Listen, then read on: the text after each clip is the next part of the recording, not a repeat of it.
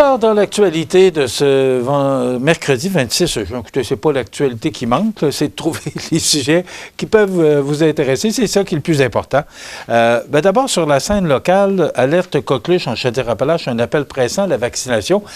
C'est face à une hausse alarmante. On en a parlé sur les réseaux nationaux. Ça touche Chaudière-Appalaches aussi, et avec plus de 600 cas déclarés depuis le début de l'année, la Direction de santé publique du CI3S local lance une campagne de sensibilisation et de vaccination ciblant particulièrement les femmes enceintes et les parents de jeunes enfants.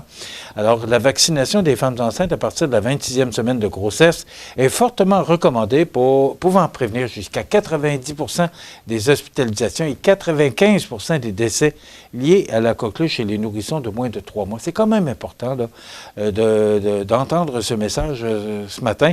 Des rendez-vous de vaccination sont disponibles dans les CLSC et via Clic Santé, et vous pouvez vous informer sur le 811 pour avoir peut-être plus d'informations sur cette hausse alarmante de cas de coqueluche dans notre région.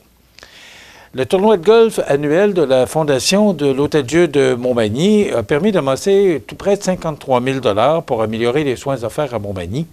Placé sous la présidence d'honneur de Francis Rouleau, le tournoi réunit 156 joueurs quand même. On sait que normalement, c'est 144 joueurs. Avec Francis Rouleau, il ne faut pas se surprendre. 156 joueurs, on dépasse toujours les quotas et les objectifs avec Francis. On sait qu'il s'implique beaucoup dans notre région, ce directeur du magasin Coop, et on le félicite pour tout ce qu'il entreprend parce que c'est un homme extrêmement dynamique pour notre région. Alors, c'est le 14 juin que ça avait lieu, et en plus de s'impliquer activement dans l'organisation, Francis, n'écoutant que son courage, il a obtenu une bourse de 1 500 $ parce qu'il a reçu le prix Empire 2024 de Empire Sobeys pour son leadership exceptionnel. On en a parlé. Il a pris cette bourse de 1 500 $ et il l'a donnée à la Fondation. Bravo, Francis, et merci pour tout ce que vous faites pour notre région.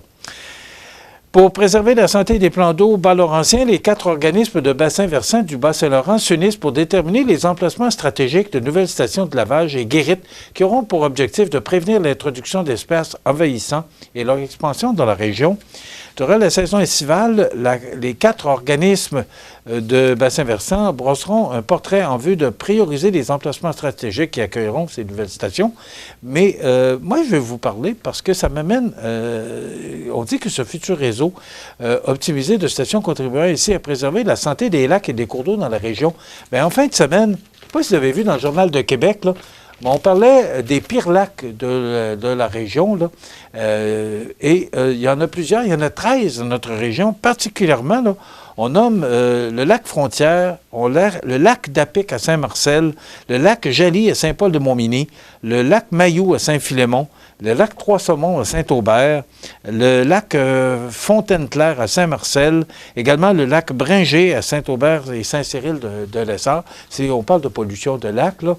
Alors, c'est ce que j'ai retenu. C'est dans le Journal de Québec de samedi, si vous voulez le consulter. Alors, il va falloir faire ce qu'il faut pour que nos lacs puissent reprendre leur vitalité et surtout avoir des lacs qui soient vraiment protégés par la pollution.